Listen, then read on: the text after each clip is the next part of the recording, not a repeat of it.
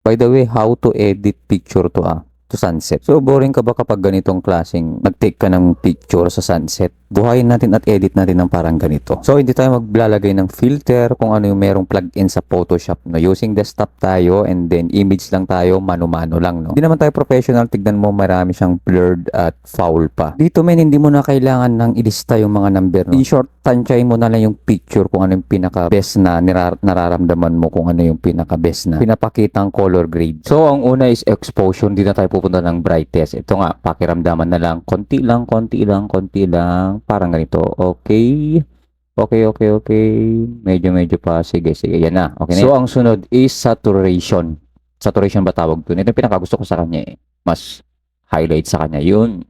Medyo nakukuha na natin yung image at yung kulay. Medyo dark pa natin. Konti lang. Oops, medyo sobra na siya. Ito yung sinasabi kong tansya-tansya lang. So, okay na tayo dyan. And then, ang sunod is vibrance. Siya kasi nagpapakulay at nagpapadark green. Tumutulong siya. Then, okay lang. Sige, wag masyado. Okay na, medyo nagpa-fall na, nag-blur din siya. And then, ang sunod is exposure ulit. Medyo dark lang natin kasi medyo nagpa-fall na siya eh. Okay yan. So, itong pinaka-final sa exposure ko, okay na yan. Sunod is final is yung medyo nag-fade siya. Para at least para nagmumukha siyang, alam mo na, yung picture.